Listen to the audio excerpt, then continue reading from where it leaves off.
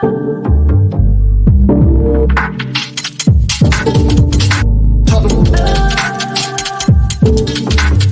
Tottenham On Tour.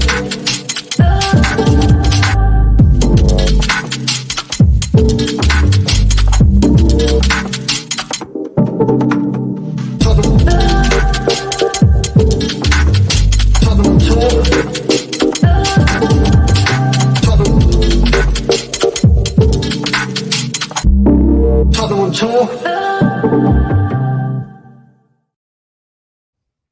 Welcome to Tottenham On Tour. It's Friday afternoon with the two Bryans, and of course, we have a very special guest in the house today, the one and only, the man, the legend, that is Gary Dagul.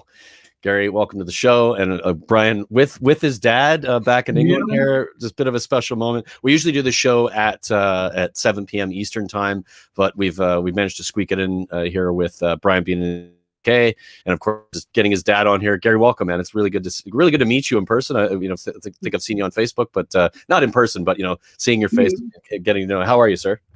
Very well, and quite looking forward to this evening's entertainment. Yeah, there you go. So yeah, it is Friday afternoon. There's some football that's on the telly at the moment. We had a game yesterday. Spurs played Rens. Is that how you say it, guys? Am I saying that correctly? Yeah. It's Rens. Correct. Stade Rennais, I guess you could also say if you're going to try to pronounce it properly. Did you guys watch the game, or did you watch the highlights? Was it worth sitting through the whole? I'll let my dad tell him how he watched it. Let's start with you, Gary. I watched the whole game, and Brian decided to get up when we were winning 1-0. As he got up and moved the chair, they scored. He was up watching in the bedroom because he thought he had to go to sleep. He got up, and they scored the second goal. So basically, so thanks for that, Brian. It's your fault. It was happy. You know what? Like I said to you just before, the reason we're doing this as a short show is I'm just still battered, and it's not just jet lag. I've been getting to sleep really late and then waking up at 4 and going and then getting struggling to adjust. Yeah, yep. So literally, I was watching it with Dad 1-0 up, and I could feel myself dropping off. So I thought, let me just go watch it and lie down on the bed so I can just relax. And as I did that, they scored. Then I got up to go to the bathroom or whatever. They scored again. And then I was getting furious. I just went for a walk. And then Højbjerg scored the equaliser. So every time I moved, I'd go and win it. So thank God I moved that third time because Højbjerg scored. But what a disastrous performance. So before I say anything and before we swear, I made a promise today. We're going to try to get through 10 minutes first. But yeah, go on, Bryce. Yeah, we're going to try, sir.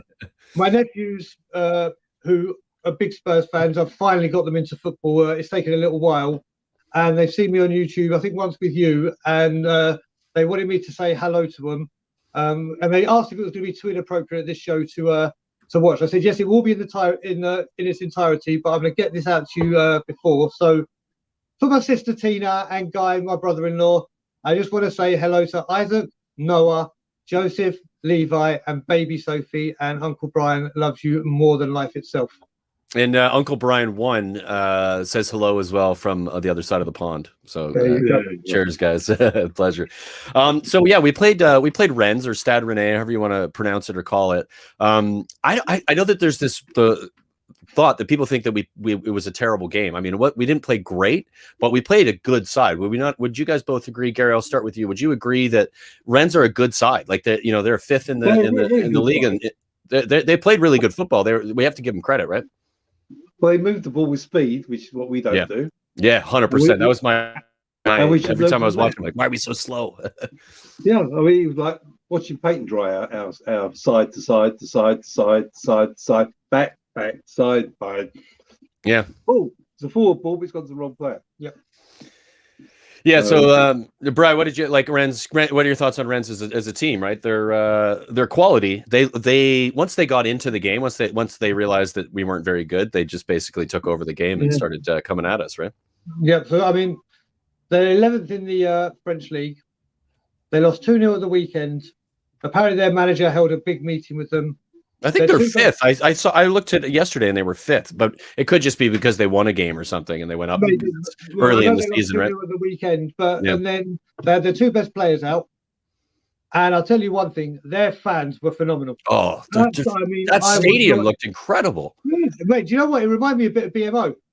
A little bit, yeah, but A maybe little because bit of the like color of the seats. But it was really close to the ground and really like Mm. nice and high up. Really they wonderful fans. those fans definitely made a difference. A It few looked things like that they were going really, to kill each other though. oh, They when they scored, they all just it's old school. Like they all just rushed to the edge yeah. and like piled on top of each other, limbs going everywhere. It was brilliant. So there's a few players I'm just going to mention. So first of all, Tanguy Ndombele, we need to keep his hair blonde because it seems like that. I mean, He looked I good. He tweeted looked good for the first half an hour, maybe 25 minutes. he created more in the first 11 minutes than our entire squad did for the first 4 games of the season. Yeah, that's And true. I was saying today as well, when you look at it, yes, he doesn't defend and you know it, but we didn't gang up on Ginola, Van der Vaart, and all these players because we knew they didn't defend. We knew they Yeah. didn't, but we never gave them Let them have the their creative freedom up top. exactly. But Yeah. we had players to support them and deal with that. So I think for his first game, he was great. Harry Kane has checked out and he went missing again. He went missing again. And the thing is he didn't get the service. But like I said against Crystal Palace, in these games, you're the franchise.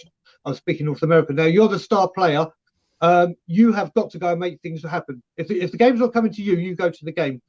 And I thought that was not good from him. And when he went off the bench, you could see he's not the Harry Kane. He doesn't look interested, unfortunately. And I started off and trying to stick up for him, but watching this game, it was just clear to me that he's not into it. Gary, I wanted to ask you quickly, like talking about Harry Kane, we've been playing a 4-3-3 a lot, right? And the formation in this game just changed all like by the second every time a new player came on. But I think we started as a 4-3.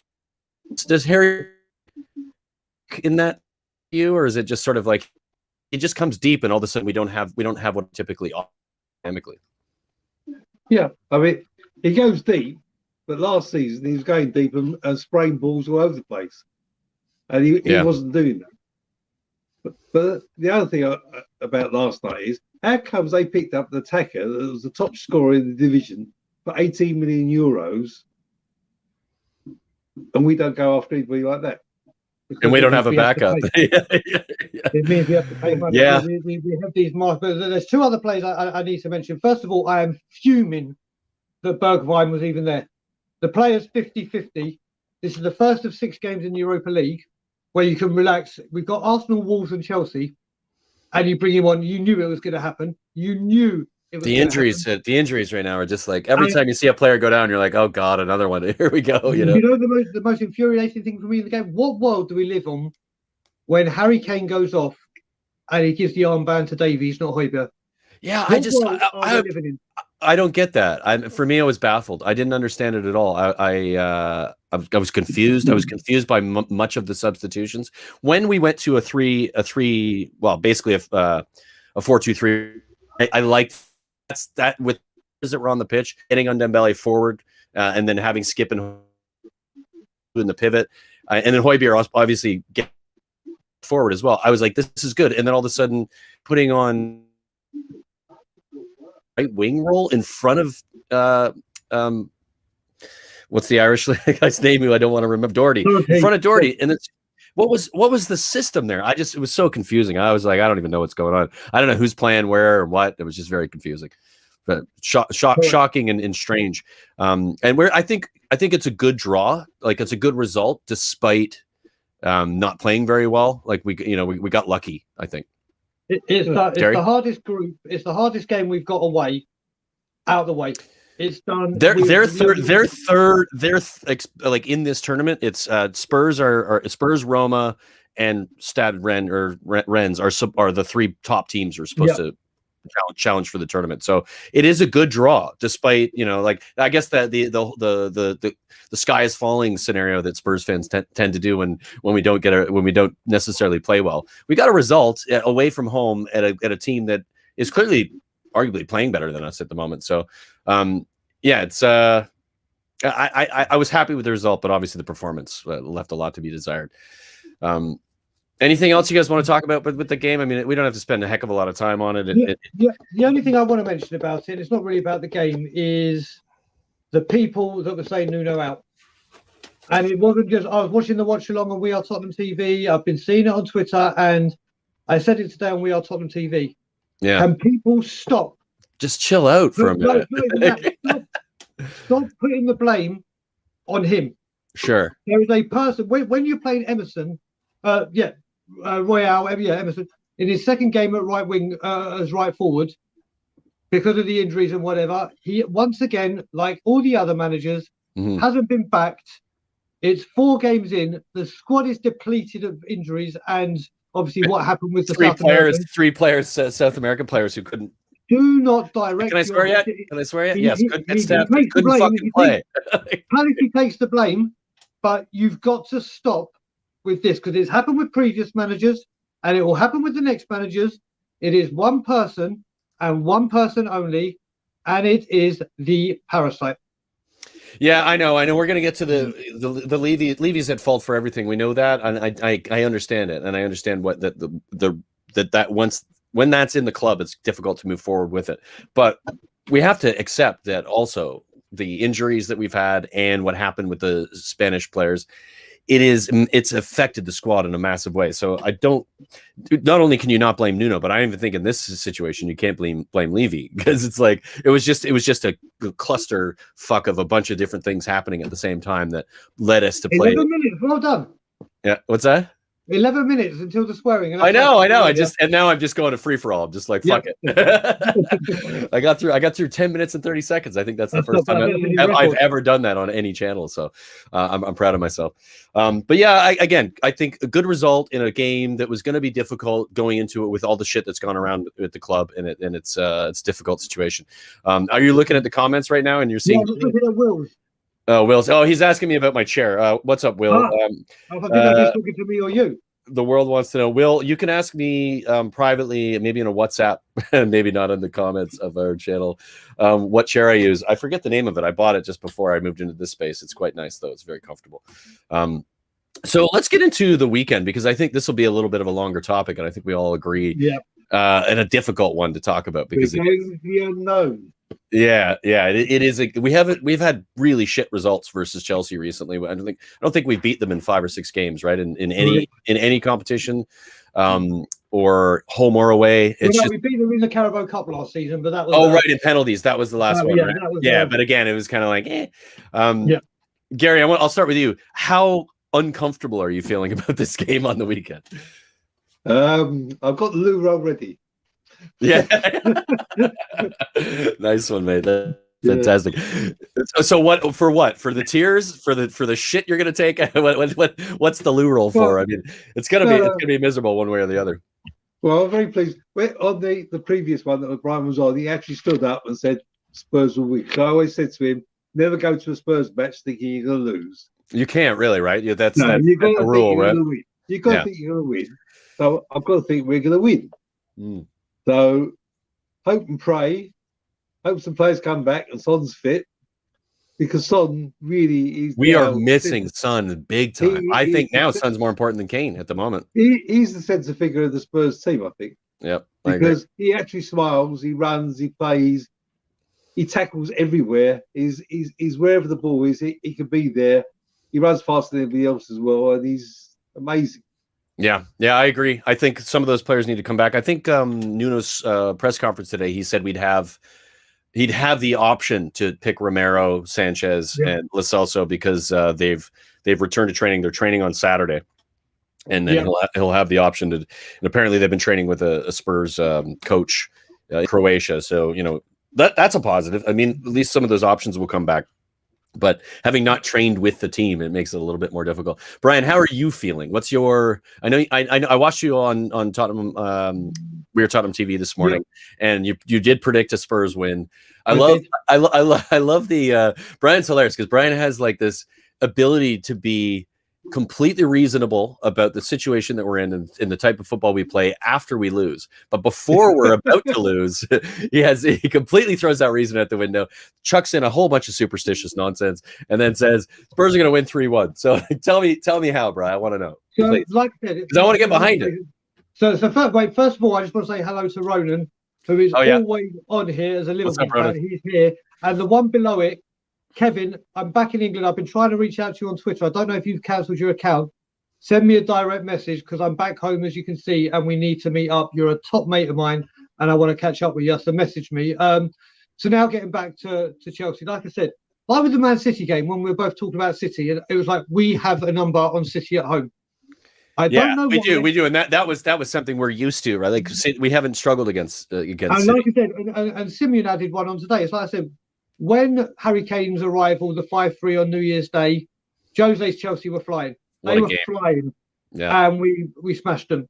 Then when Conte came to the lane and they were on their 13, 14-minute run, they came to the lane and Dele Alli scored 2 headers and we beat them. Yeah. And then you look at the Simeon added the one when we were at Wembley and Son scored that goal from the halfway line, which was Sarri's first defeat. So I'm trying. So you're just going with like what's happened in the past and hoping we get the sort of same. Exactly what we've done with Man City. Exactly with what we were all saying with Man City. And that's why, because if it wasn't for that, I would be like everyone else, like, oh, here we go. We're going to. And I've just got to pray for a win, because if it's a bad defeat, I think you know what's going to come from me. And I just don't want to. My first game, we refrained from a rant this week on the two Brians because Brian's just too tired to rant, which is fair, which is completely fair. But next week's rant on the two Brians, whenever we do it, because we'll have to figure out how we're going to manage that, because he's back in England. But it will be epic, I'm sure, and it'll be a buildup of madness that is going to happen. We could go out to Wolves as well, and then the game with Arsenal at the weekend. So next week's run could be explosive. Yeah, because we got Wolves in the League Cup, right? It's away at League Cup. We go back to Molyneux, right? Man. So my thoughts on how I'm feeling about Chelsea, I'm going to sort of add to it. I'm fucking terrified.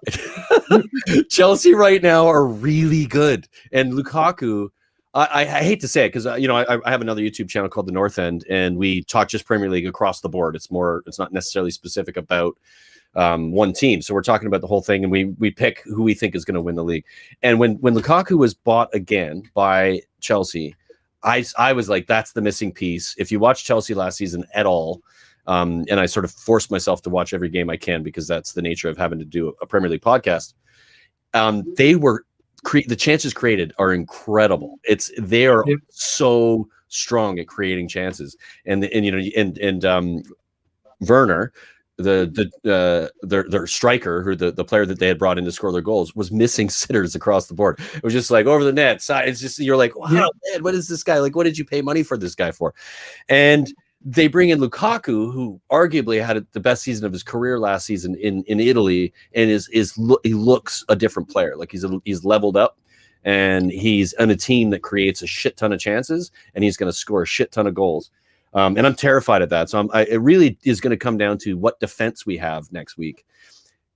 Who do you guys want to see, Gary? I'll start with you. In our back four, if everybody's available, let's assume Sanchez can play. Dyer's dead leg is sorted. All of the players that we have available. Who would you like to see in that four?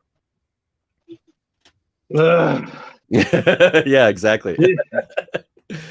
Poor people to actually communicate with each other. We want to be the four Argentinian or Spanish-speaking ones.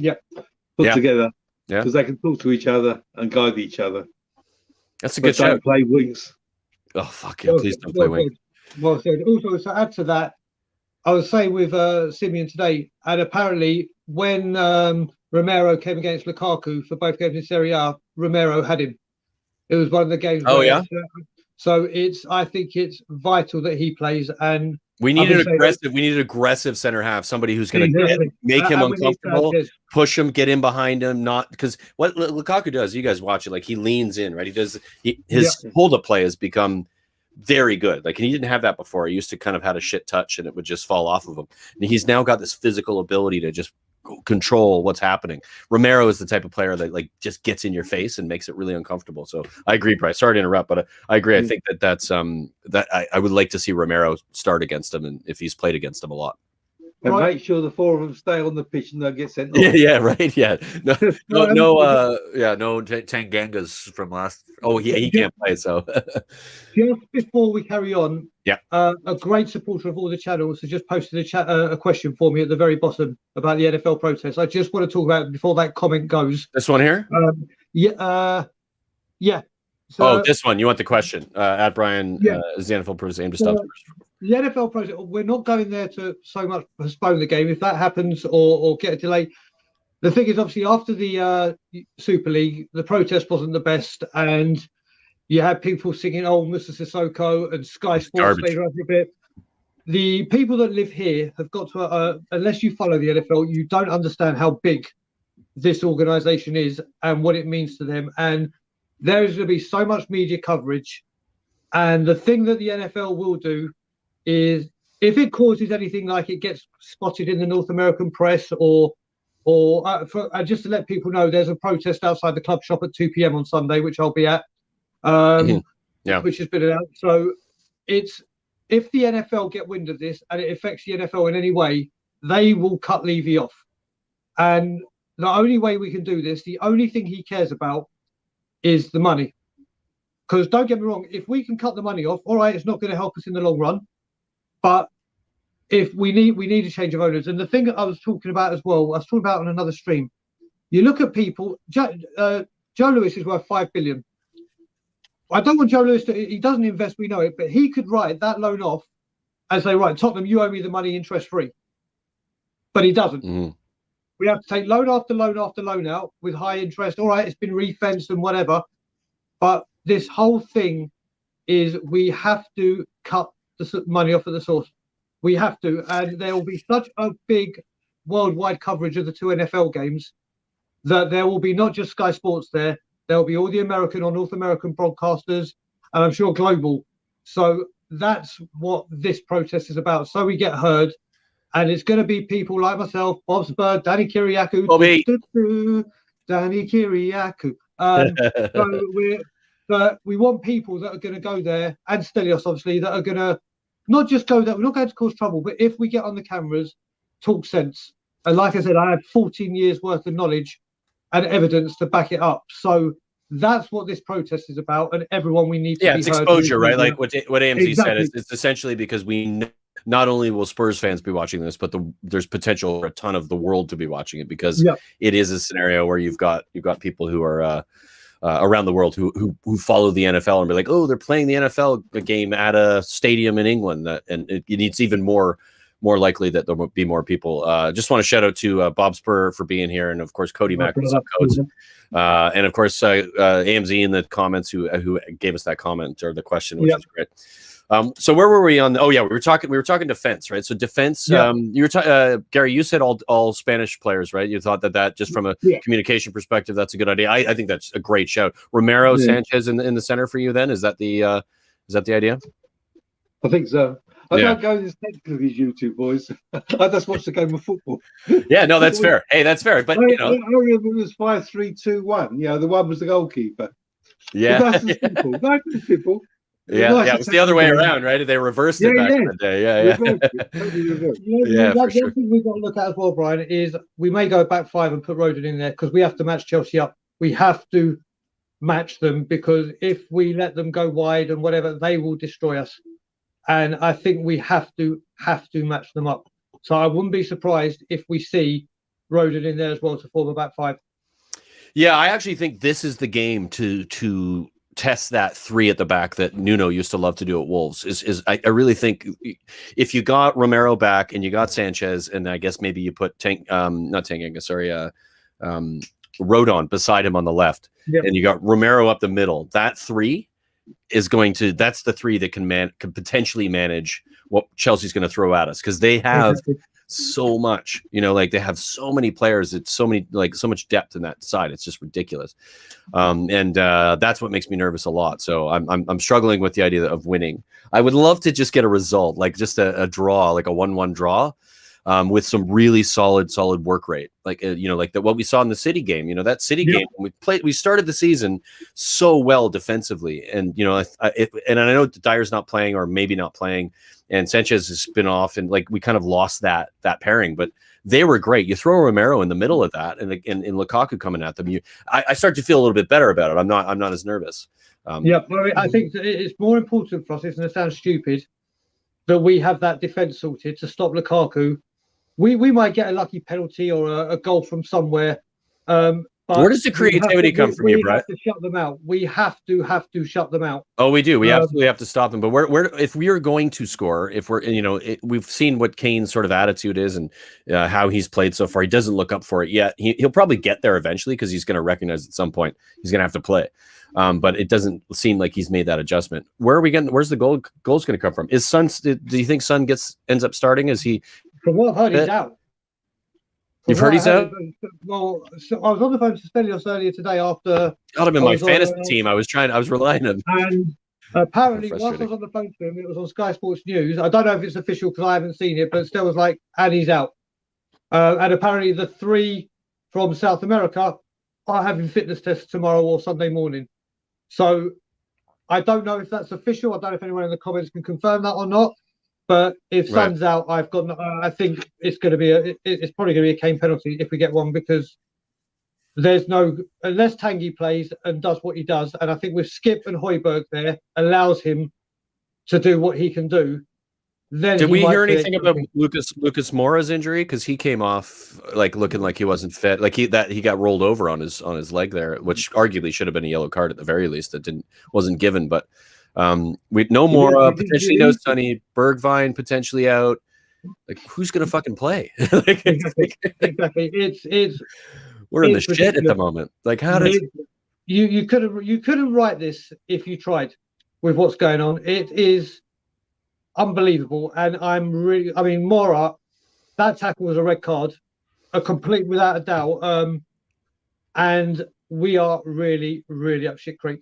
We don't have strength in depth, and we know why. I'm too tired to go on. Yeah, we don't need to get people know what we feel about that. It's obvious. And it's literally, we need some kind of attack, and I think you've got to play Tanguy, and hopefully Lo Celso will come on. You can't play Tanguy and Lo Celso together, though. They're terrible together. We've seen that. So you got to work out 60 minutes out of Tanguy, 30 minutes out of Lo Celso. The way I was saying it against today is, I wouldn't mind starting Gio first if he's fit, just because he's going to do some work. And then nearer the end of the game, let's say beginning of the second half or whatever, it's not working, bring on Ndombele. Because if he comes on and they're a little bit more tired and they're through the game, he could wreak havoc. But again, you look at it and should you have him on first? I can't pick which way I'd do it, whether I'd have Lo Celso on first and then Ndombele. Yeah, I think you could go either way with it, right? You could flip it. It's not. One of them have to start. One of them have to start. Yeah, we can't start this game again with another 2 defensive midfielders. Like it's becoming frustrating. But we did that in the first 3 games. I think that Nuno is going to do that. I think he's going to do what he did in the first 3 games. I don't think we're going to see a Tanguy start against Chelsea. I think he's too defensive minded as a coach. You know what I mean? I want to quickly ask Gary, because I haven't had a chance to chat with you about this. What do you think of Nuno so far as a manager? Are you like disappointed with what we've seen? Are you kind of like do you have hope? Is there hope, or is it just like it's another Jose Mourinho, but just a bit nicer than Jose? Well, I think he's learned his facials from Levy because he doesn't smile very much. I like to see him looking like he's enjoying it. I mean, it's been a fantastic break for him. He did one good job at Wolves, but it took him his first 2-3 seasons were excellent, and he went down because they had all the injuries. But he needs to be given the chance. Yeah, with some players. Yeah, right. Like with a fit squad and like an understanding of like what he's able to do with it, right? That's right. And let him choose who he wants. So he's got the next window, rather than getting what the management think. It's gone away. They've always had people telling them what players he's going to have to use. He needs to tell them what he wants, and then actually get what he wants. Yeah, but I think he's a fair chap, and he needs to be given the chance. Yeah.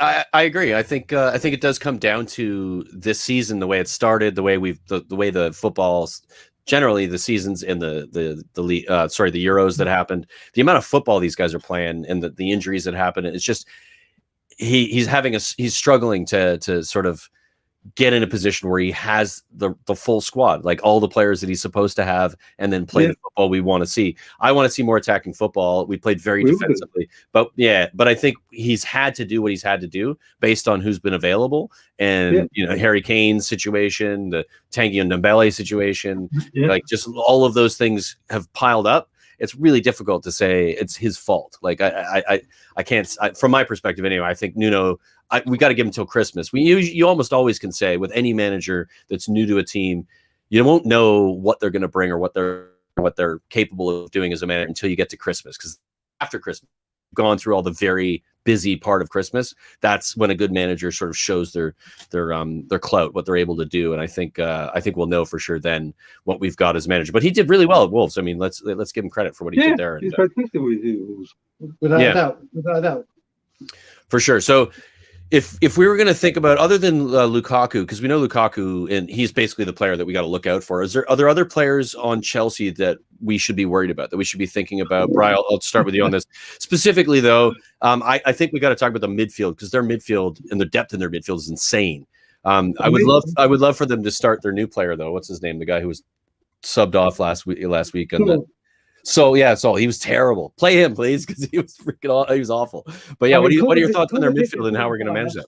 Kovacic has been on fire, but Mason Mount makes them tick. He really does. Jorginho, he didn't even start last week, but he was fantastic in the Euros. He's a wonderful player. And then you've also got, obviously, if Kante starts, then we all know what that. We got nothing going forward. We already got nothing going forward as it is, and then you chuck Kante in there, and we're basically exactly. But their defense. What's the guy they got? The Brazilian dude, the captain. Thiago, is it? I think it is. Yeah. He's got a mistake. He's a world-class defender. Don't get me wrong, but his age has got a mistake in him because of the pace of the Premier League, right? But we might not have any pace, so that narrows that out, because we might not have anyone with pace. But I think the ones you've got to look at is Mason Mount and Kante. But Kovacic has been on absolute flames. The good thing is Pulisic is out, from what I understand. Is he? Yeah, Pulisic is a good player, but he's got a bad injury record. He's in and out of that team on a lot of the time.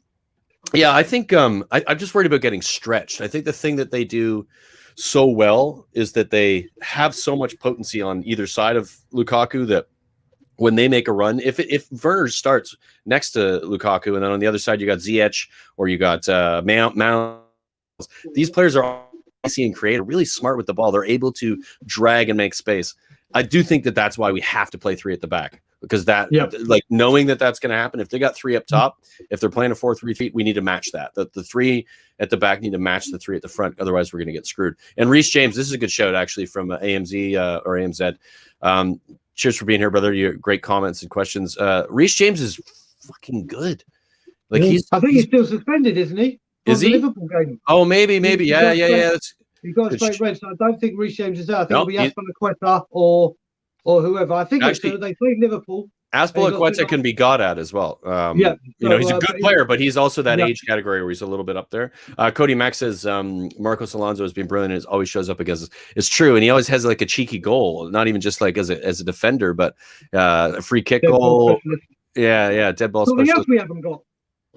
Yeah, exactly. That's one of the worst situations that we're in. As soon as Christian Eriksen, who wasn't even very good at dead balls, he started out being good at them. Like his last 2 seasons, he was crap. He barely he came close to even making the goalie move for it. So I noticed on yesterday that Brian Heel was taking all of free kicks, the corners and everything. Not very well either. Oh man, so yeah, we're in the shit there. And Sonny was I actually think Sonny was doing quite a good job of taking dead balls, and maybe not like the free kicks from outside the box, but his corners were fantastic, and his balls in were really good stuff. Yeah. So man, I guess Conte is probably the player that I think if they don't play Conte, we have a chance. If Conte plays, we're kind of screwed going forward. He's such a good player. If Rudiger starts, Alonso always gets grief from us. Always gets grief from us, and Rudiger will get grief from us because obviously the whole Sun thing, and then what happened with the racist stuff and whatnot. And there's it's Spurs Chelsea. The atmosphere is going to be electric/toxic. One of the ways it is at home. It is at home though, Brian. Do you so I'll ask you too, Gary, about this as well, but I'll start with you, Brian. The home away advantage is something that has become so obvious now, especially after last season with no fans. This season, like the home fans are really that proper 12th man. Do we give the players more because of that, or are we in a scenario where they might be more nervous because it is going to be a really, like you said, really, really noisy and potentially hostile. If we're not playing good football and we're sitting deep and they're coming at us and they're smashing us, it could get ugly, right? So what I was saying after the Crystal Palace game, when we went to Rens, I was like, just put in a good performance, try and get the win. So when we're coming into the stadium, it's not just about the Palace game. Yeah, they're not thinking about what happened a couple days prior, right? Obviously, we got a draw, and as we said earlier, it's a good point to get. But you look at it now, and if we start defensive or they get an early goal, this situation could change from being the 12th man, which we are. I mean, I've had so many people tell me one of the best atmospheres in the new stadium has been when we played Chelsea. And I think we lost 2-0. And I think it's one where Rudiger got some sent off. Oh, yeah, it was. That atmosphere was electric, apparently. And I'm in the South Stand as well. So it's going to be, obviously, it's Spurs Chelsea, so you don't need any more pumping up or adrenaline going through. Yeah. But if it doesn't start off right, or if he starts the 3 defensive midfielders that he did against Palace, it could change very, very quickly. It really could. And I'm worried that it's going to turn. So don't let it turn, Brian, at least where you are or people around you. Try to stay positive. Gary, how are you going to watch the game? Are you just going to watch it at home? You're going to have it on the telly? Yeah. Yeah. So just to let everybody know who's watching, and first of all, please like and subscribe. I got to throw these things in there. Smash the like button. How many are we away from 400? We're like 5, maybe something like that. Let's get to 400. Let's get to 400. Let's get to 1,000 though. Let's get a bunch of people on and smash the like button. Subscribe to the channel. We are growing it. Of course, we as everybody knows, most people know, we've moved from Tottenham away to Tottenham on tour. Circumstantially, it was what had to happen. I wanted to chuck this in here just to kind of let people know. Brian is currently in the UK. Obviously, he's there with his dad, Gary, who is our very special guest on the show today. So this show and this channel is going to have a little bit of a change of sort of when things are going to happen to some extent. So so if you're watching and you're expecting the 2 Brians at 7:00 tonight, we're sorry, we're doing it right now. So, but you can still watch it. You can still watch it. You can watch it whenever you want. Yeah, you just won't get to get into the comments and participate. But Brian is going to be at the Chelsea game, right? You're sitting in the South Stand, you said. So tell us where you're sitting and tell us tell the people, everybody, what content we're going to get from this as well, because it's going to be epic. So yeah, I mean, I'm going to do a load of pre-recorded stuff and send it to you to upload. I won't go into full details what I'm sending. We'll let it be a surprise. But yeah, so it's going to be my first Spurs game at the new stadium. I think the last Spurs game I went with my wife and sat in the box thanks to Danny Rose's dad, and we beat Bournemouth 4-0 a week before we lost to Chelsea 4-2 in the FA Cup semi-final. So that was my last. Oh no, I went just before I moved to Canada. I went to the game at Wembley when we beat Dortmund 3-1. So that was my last game. That was a good game. This is going to be my first game at the new stadium, and obviously I've met so many people through what we do on YouTube and when I've been on We Are Tottenham TV, and I had the pleasure of being with Ben and Simeon today.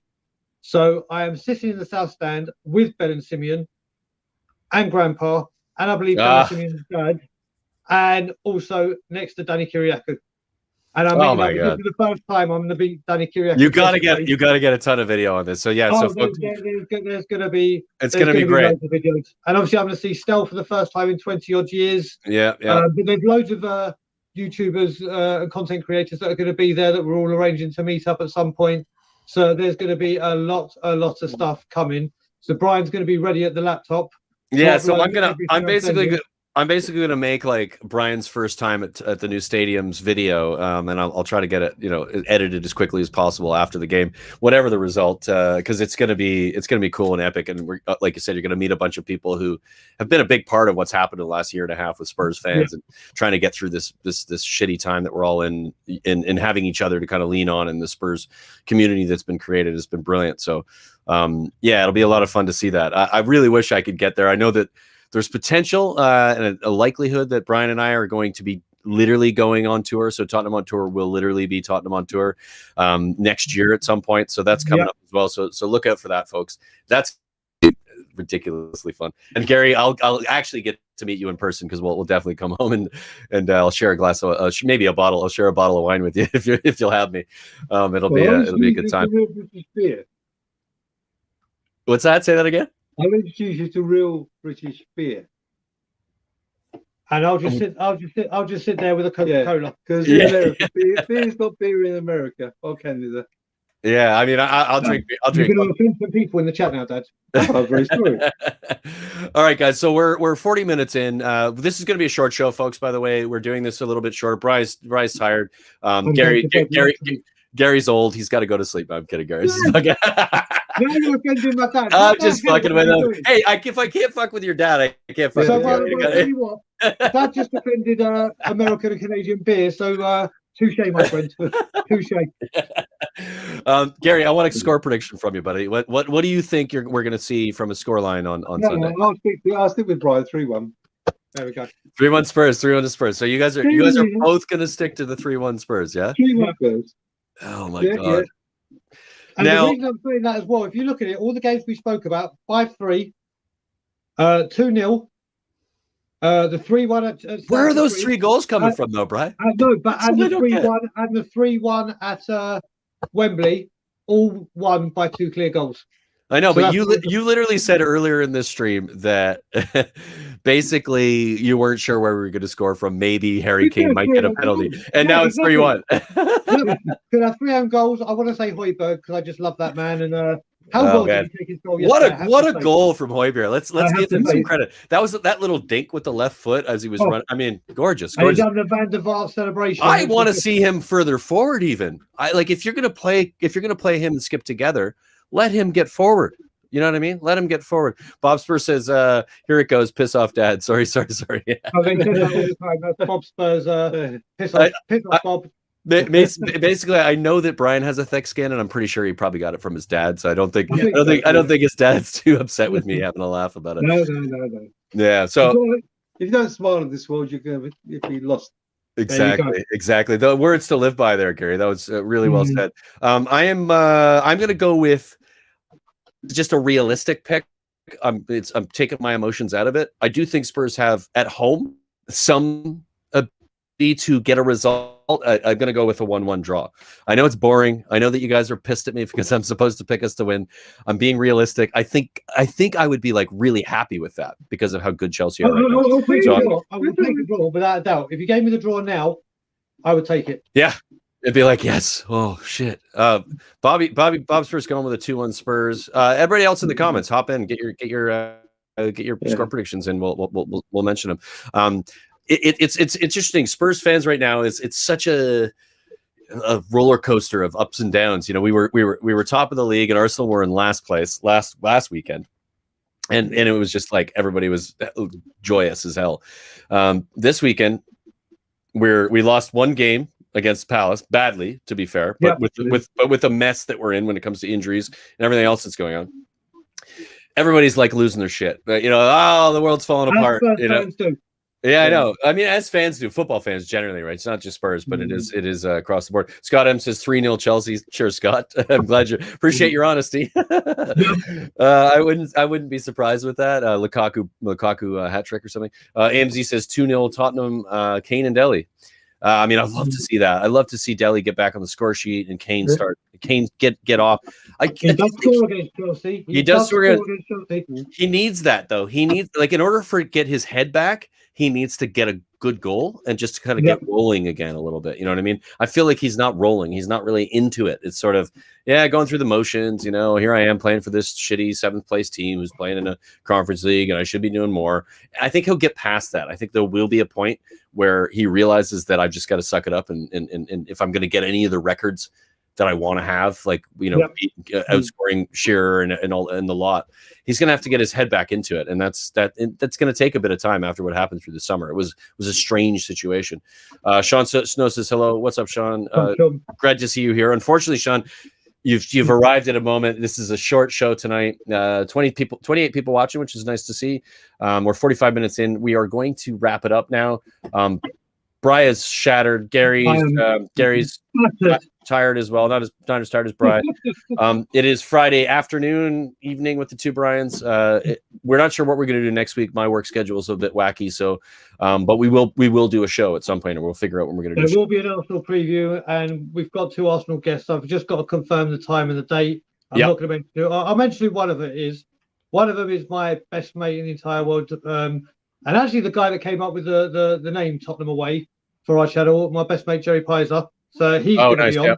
Yep. And the other one will keep a secret. Yeah, for sure. We should save that. And of course, we're going to do our regular shows. Hopefully, we'll get Daniel Wynn back to do Between the Lines, and we'll get Danny THFC back to do the Final Whistle. Those shows will still be happening, so tune in to Tottenham on Tour. Lots of good content coming. And Gary, I just want to thank you. It's a pleasure to meet you. Thanks for being here. I really appreciate it. And I look forward to getting to England with Bri and meeting you in person and hanging out and hopefully watching some Spurs and watching Spurs do something positive. Because I just want to say as well, live on air. I say it often, and I say it a lot on my Facebook statuses, that this guy right next to me is my hero. And I say it all the time. And I spoke about it on our May the 4th show. I used to be a fucking little shit, and I had a lot of issues. Used to be, bro? You have no idea what I put my family through with my. You've told me, bro. You've told me. I have a pretty good idea. I'm not good, but Dad thankfully stood by me, and it took him 2.5 years to believe I'd stopped drinking. And we went from not being able to be in the same room together, as if someone had told me 13 years ago we'd be doing this. And like, he's my best mate, and I sit down and watch Spurs games with him. And whenever I need to talk to someone, he's the when first you can person. stay awake. Yeah, when I can stay awake. Yeah, exactly. I just want to thank him live on air and say he is my hero. And like I said, he really, really is. And I keep saying, if I can turn out to be half the man he is, I will be a very, very good guy. Moments on Tottenham on Tour right now. That was brilliant, guys. I love you guys. Really, really fantastic stuff. Really fantastic stuff. Bri, we'll chat soon. And Gary, thank you again for being here. Really, really great pleasure. And everybody else who's watching, please like and subscribe. We'll see you soon. And have a great weekend. And come on, you Spurs. Let's get a fucking leave you out.